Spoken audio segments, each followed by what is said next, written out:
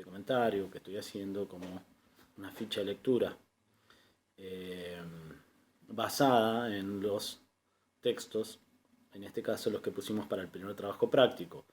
El texto de Bourdieu, el capítulo referido al campo científico, y el clásico de Thomas Kuhn, La estructura de las revoluciones científicas. El ensayo de Thomas Kuhn, entonces, La estructura de las revoluciones científicas, se convirtió en un clásico retomado luego por los sociólogos preocupados por la fabricación del conocimiento. El aspecto más relevante del texto tal vez sea la consideración de la ciencia en su doble existencia, nos dice el autor, es decir, social y cognitiva. La primera refiere a la forma que tienen los científicos de organizarse y la segunda al contenido, teorías, métodos que imperan en lo que él llamará paradigma, ¿no?, en términos del propio autor. Estas formas de existencia son indisociables y redefinen lo que los manuales plantean sobre contexto de descubrimiento y contexto de justificación, que solo pueden ver en el texto de Esther Díaz, por ejemplo, donde explica estas nociones. Este esquema creado por Kuhn sirvió de modelo, entre otras cosas, porque daba elementos para interpretar los cambios y las continuidades en los problemas científicos, las teorías, métodos y técnicas. Vamos a tener oportunidad de ver cómo han sido traducidos esos conceptos kuhnianos específicamente al campo de la geografía para interpretar el pasado disciplinar. Para decirlo en otros términos, si epistemólogos como Popper ponían el acento en la importancia de los procedimientos metodológicos como un único criterio válido para el rechazo de teorías, Kuhn va a girar el foco para apuntar a los cambios que hacían que un grupo científico resistiera o adhiriera a un nuevo paradigma. A ver, el mayor mérito de este aporte tal vez sea explicar el proceso de naturalización de los supuestos que comparte una comunidad científica y que se cristalizan en la enseñanza. El paradigma viene a ser algo así como un lente por el cual una comunidad científica va a mirar esa realidad. Y nos dice Kuhn que produce el efecto de hacer ver la evolución de la ciencia como un ascenso gradual.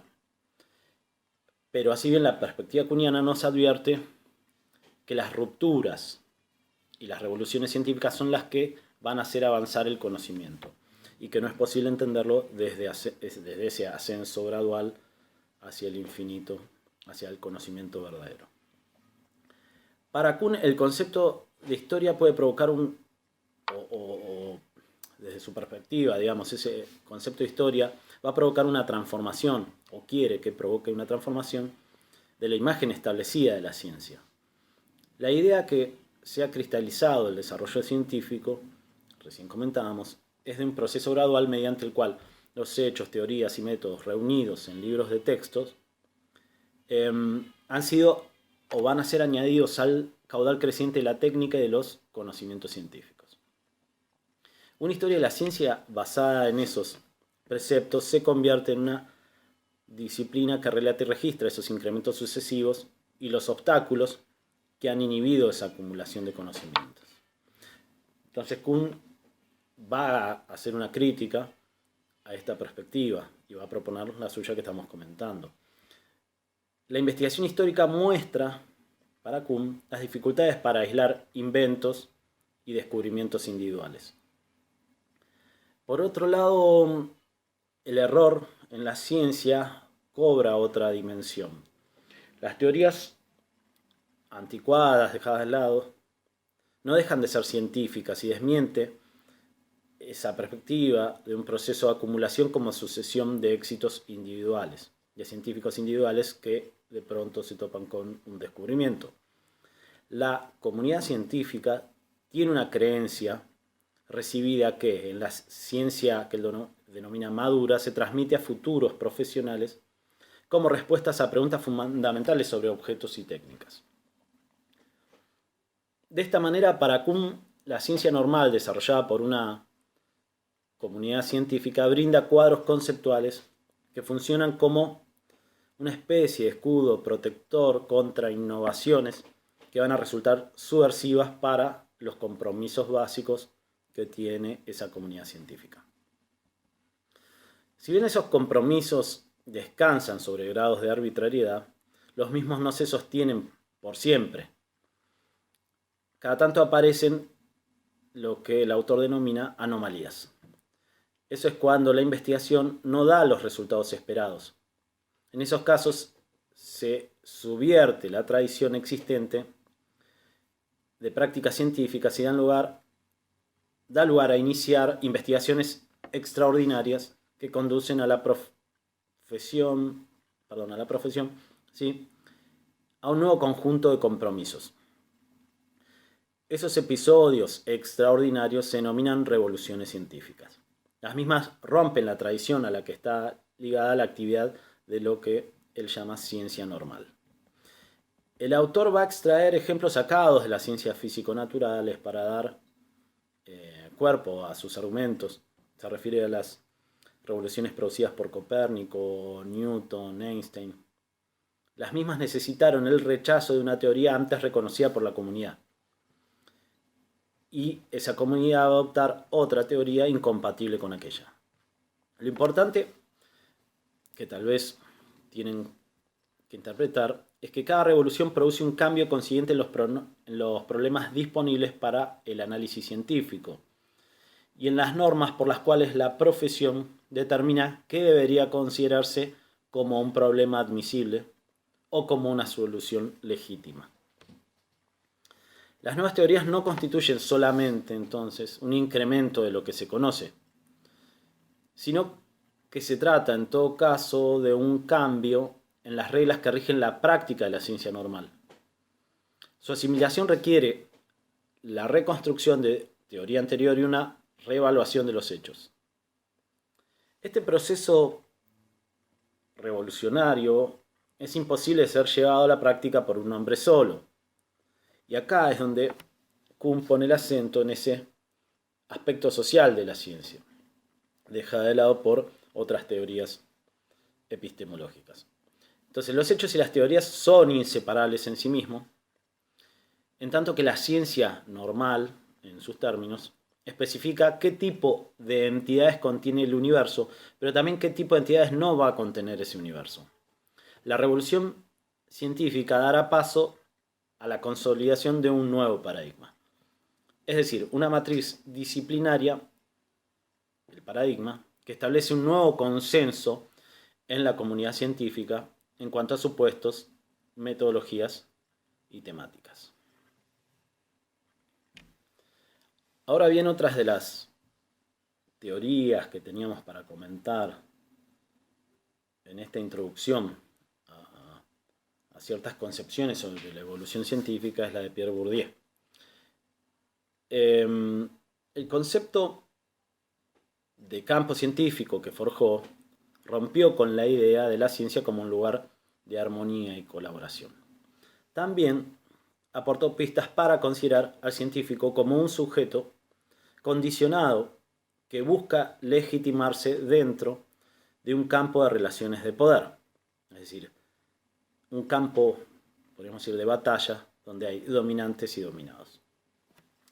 Por otro lado, el espacio de la ciencia resulta uno más entre otros espacios sociales.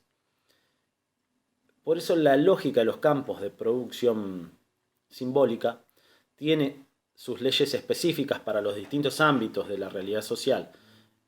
Como vamos a observar, la tiene también para el caso del campo científico.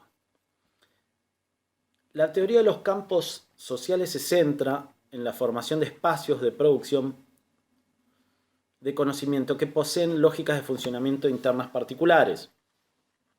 A su vez, los mismos, los campos, serían autónomos respecto del desenvolvimiento de otros campos, o en todo caso, sería este un aspecto que marcaría algún grado de madurez interna y legitimación al exterior de sus límites. El proceso de autonomización que se da en cada campo marca, bajo la utilización que se ha realizado de esta interpretación, un camino con retrocesos y avances respecto del ideal según el cual cada espacio de producción intelectual define sus propias prácticas. La noción de campo científico propuesta por este autor ha sido aplicada en las ciencias sociales principalmente para dar cuenta de recortes disciplinares. Esta permitió reconocer un microcosmos con reglas propias en donde se lucha por el monopolio de la producción cultural legítima. A su vez, ese espacio de autonomía relativa ha servido para ordenar las relaciones producidas por las demandas de otros campos de lo social. El campo científico resulta un sistema de relaciones objetivas entre posiciones adquiridas en luchas anteriores y es el lugar, ese espacio de juego, de una lucha competitiva que tiene por objeto específico el monopolio de la autoridad científica. El espacio de lucha definido por el campo científico, decíamos entonces, rompe la idea pacífica que supone el concepto de comunidad científica propuesto por Kuhn, aunque no es el único ni el primero. El funcionamiento mismo de ese ámbito produce y supone una forma específica de intereses. Las prácticas científicas no son desinteresadas. La competencia se despliega para obtener el mencionado monopolio de la autoridad científica. ¿Y qué es la autoridad científica? Entonces podríamos preguntarnos, para el autor es un tipo particular de capital definido inseparablemente como capacidad técnica y poder social. Esto quiere decir que la autoridad posee dos aspectos: el reconocimiento de competencias técnicas específicas y una especie de autoridad política, de poder para intervenir legítimamente. Ejercer el poder en este caso es poseer la capacidad de determinar los propios límites del campo y determinar quiénes hacen buena ciencia. Dentro de los límites, el campo está regido por un conjunto de normas que no son el resultado del consenso, que podría suponer la idea de comunidad, sino que son impuestas por quienes detentan el poder. Pongamos, por ejemplo, priorizar el trabajo sobre ciertas áreas de investigación, establecer temas de agenda, métodos, teorías e instrumentos que van a ser privilegiados. La organización se da entre grupos de individuos desiguales, con diferentes posiciones en la estructura de la distribución de lo que denomina capital simbólico. Tenemos agentes dominantes que aseguran la reproducción del orden científico establecido y las normas para asegurarlo, y agentes dominados con menos capital científico, que pueden optar por acumularlo según las normas institucionalizadas, o en cambio pueden llegar a desplegar estrategias subversivas. ¿Qué quiere decir subversivas acá? Bueno, digamos que intentan cambiar radicalmente las bases según las cuales se valora el trabajo científico y se otorga ese capital que se busca. De la misma manera que no debemos disociar las dos modalidades del capital científico, es decir, como pura representación, como poder simbólico o como pura capacidad técnica, podemos ver que todas las prácticas se orientan hacia la adquisición de la autoridad científica y no es posible aislar los conflictos que se suscitan como puramente intelectuales o puramente políticos. Con lo cual el campo científico es también un espacio objetivo de un juego donde se encuentran comprometidos posiciones científicas. Con esto rompemos la lógica, nos sirve para romper la lógica de la separación del análisis interno y externo de la ciencia. Por otro lado, Bourdieu hace referencia en otros escritos al campo intelectual, que ubica dentro de un tipo específico de campo político, al cual asigna una función determinada a la fracción intelectual y artística. También va a agregar que el campo intelectual ocupa una posición en el campo de poder. Esto como comentario aparte, para que vean también la lógica, digamos, de relación entre distintos tipos de campo que se van solapando y también tienen relación, ¿no? Es decir, implica la existencia de una relación entre lógicas específicas de un campo determinado y una estructuración entre los sectores dominantes de diferentes tipos de campos. Ahora bien, es preciso que destaquemos nosotros al menos dos puntos que nos van a permitir avanzar hacia lo que nos interesa, hacia los objetivos de esta cursada. En primer lugar, es difícil en algunos casos establecer tabiques para delinear lugares o campos diversos. En segundo lugar, la lógica externa al campo, pongamos por ejemplo la política en la ciencia, ha sido productiva para generar conocimientos sobre el territorio y lo social. La construcción de saberes también es demandada por ámbitos externos, o al menos influida por esos ámbitos externos. El problema consiste, entonces, en detectar particularidades de los procesos estudiados, antes que proyectar aspiraciones normativas sobre el devenir de la producción de conocimientos. Es posible que de esta manera podamos observar un juego de mutuas legitimaciones y confluencias. ¿Qué quiero decir con esto? En el caso de la geografía, este proceso se vincula con la convergencia entre la demanda del Estado, las transformaciones del mundo universitario y el surgimiento de instituciones y de una élite de especialistas.